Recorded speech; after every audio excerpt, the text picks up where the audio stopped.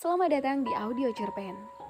Channel ini dibuat untuk membantu Anda dapat menikmati beragam cerpen berbahasa Indonesia yang sudah tayang di media cetak di Indonesia.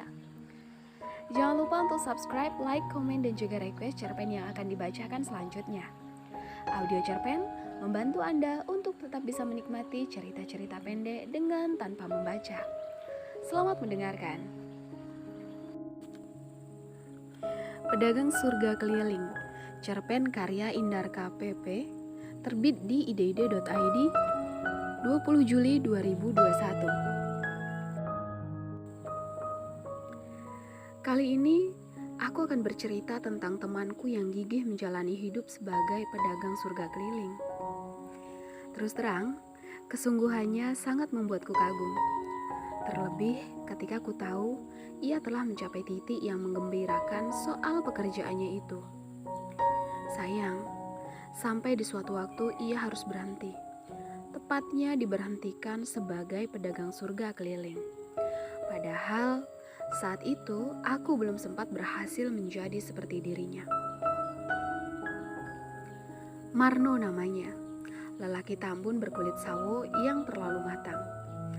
Seorang yang sudah bekerja selama 9 tahun sebagai petugas TU di kantor kecamatan, yang mana setiap hari selalu cemas menanti kapan diangkat jadi pegawai negeri. Sebab pegawai honorer tak memiliki masa depan menjanjikan. Begitu kiranya saat ia mengeluh padaku. Gaji honorer itu pahit, Mul, pahit, terangnya sambil melotot. Aku tak berkomentar. Kali itu aku bertindak sebagai pendengar. Itu pun Marno sudah senang. Setelah lega mencairkan unek-uneknya, Marno mengucap terima kasih. Jangan pernah bosan mendengar sambatanku ya, Mul. Lantas ia pulang. Belum hilang keluhan Marno dari otakku. Hari ini kabar tentang dirinya sudah sampai di telinga lagi. Aku lumayan terkejut.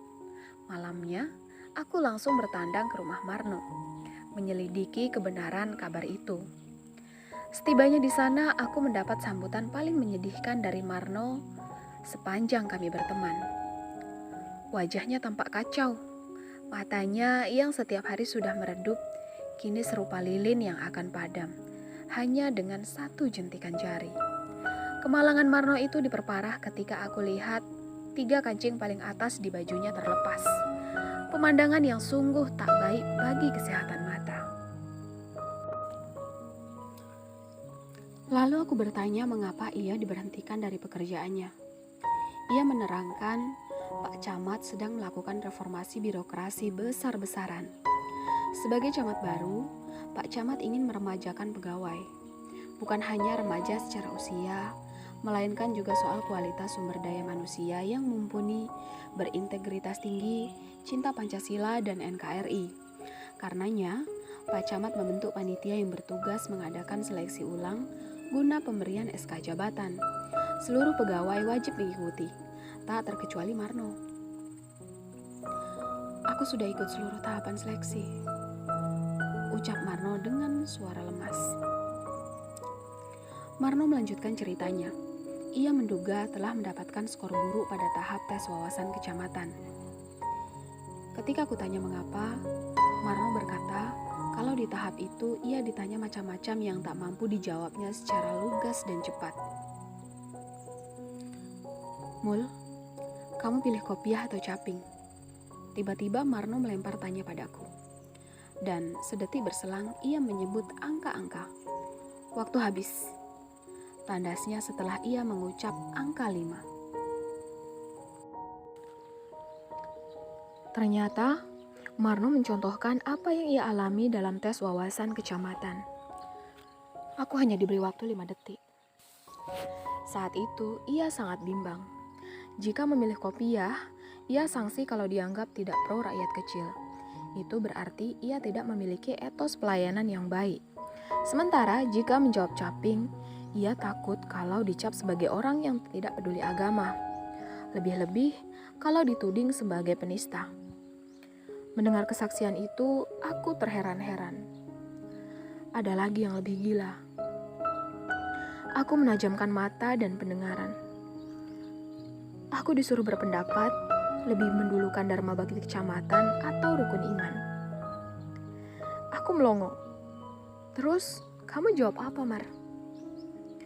Ia menggelengkan kepala. Menurutnya, 5 detik dan hanya sesingkat 1 kali tepuk tangan. Begitulah, pada akhirnya di hari pengumuman, ia harus menelan ludah karena tak masuk dalam daftar pegawai yang lolos seleksi.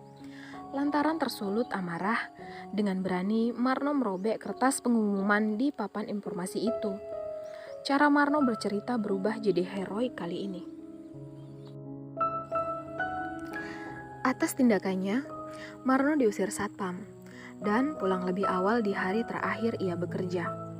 Akhirnya, takdir meresmikan dirinya sebagai pengangguran. Marno yang merasa terzalimi lantas bersumpah takkan pernah menginjakkan kaki di lantai kecamatan, yang kemudian di lain hari sumpah itu ia revisi. Jangankan lantainya, Mul, masuk gerbangnya pun aku tak sudi.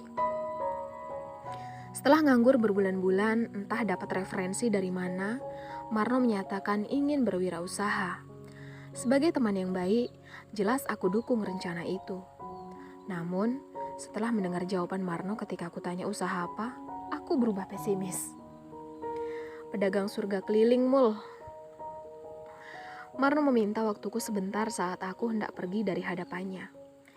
Ia menyebutkan nama pedagang sayur keliling, pedagang buah keliling, dan pedagang-pedagang keliling lainnya yang sukses. Itu saingannya banyak. Nah, kalau surga, kurasa masih jarang penjualnya, Mul. Betul tidak? Karena tak ingin terlampau lama memandang wajah Marno yang kini jadi brewo itu, aku berlalu begitu saja. Aku yakin yang dikatakan Marno tadi hanya sebuah candaan, meski aku sama sekali tak tertawa. Sialnya, keyakinanku itu patah ketika esoknya aku melihat Marno berjalan kaki menggendong tas melintasi sebuah kampung sambil berteriak, "Surga, surga, surga, surganya, monggo."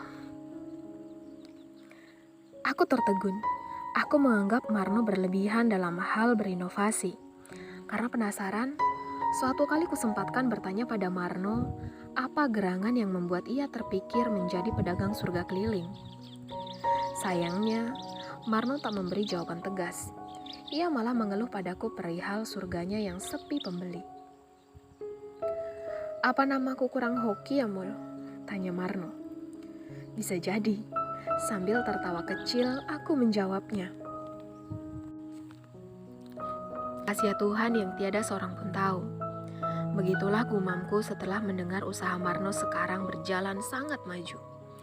Konon, surga yang ia jual laku keras.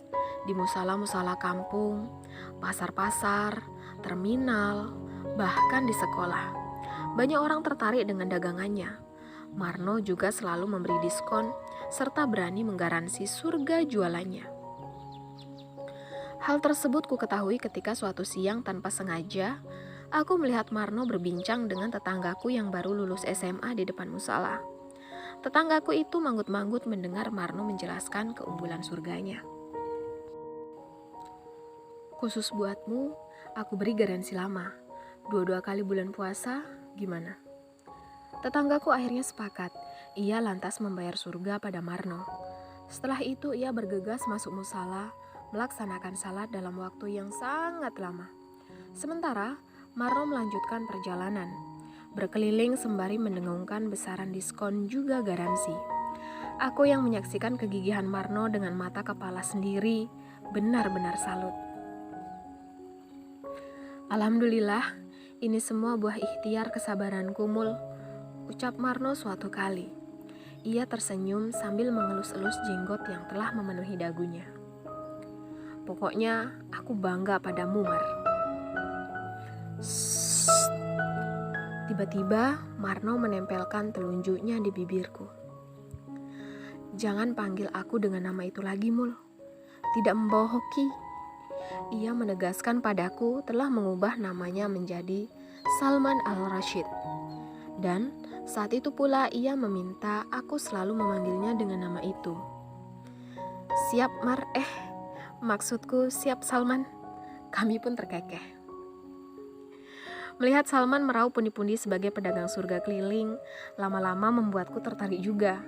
Aku menyampaikan hal itu pada Salman, dan memang sudah sepatutnya ia menanggapi ketertarikanku dengan hangat.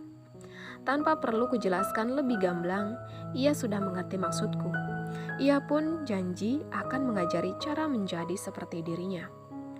Tetapi kamu harus tahu, Mul, sebelum terjun ke lapangan, kamu harus mondok di yayasan dulu. Berapa lama kira-kira?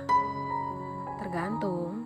Semakin cepat kamu menguasai materi penjualan surga, semakin cepat pula kamu bisa mulai bekerja. Begitu sebaliknya. Aku mengiyakan apa yang ia utarakan. Setelah itu, aku disuruh menunggu kabar darinya. Namun, sepekan 2 pekan Salman tidak menghubungiku. Berkali aku menelponnya juga tak bisa. Ia seperti lenyap dalam kegemilangan. Aku yang sungguh-sungguh kepingin seperti dirinya merasa kecewa. Suatu hari di siang yang terasa suntuk ketika harapanku menjadi pedagang surga keliling mulai surut, tanpa terduga masuk panggilan dari nomor Salman. Aku antusias. Barangkali ini kabar bahwa aku sudah bisa memulai rencana yang sempat tertunda. Namun, setelah telepon itu kuangkat, bukan suara Salman yang terdengar, melainkan seorang yang mengaku dari kepolisian. Saat kutanya apa yang terjadi pada Salman, ia tak bisa menjelaskan. Ia memintaku menyusul Salman di kantor polisi kecamatan. Tanpa pikir panjang, segera aku berangkat ke sana.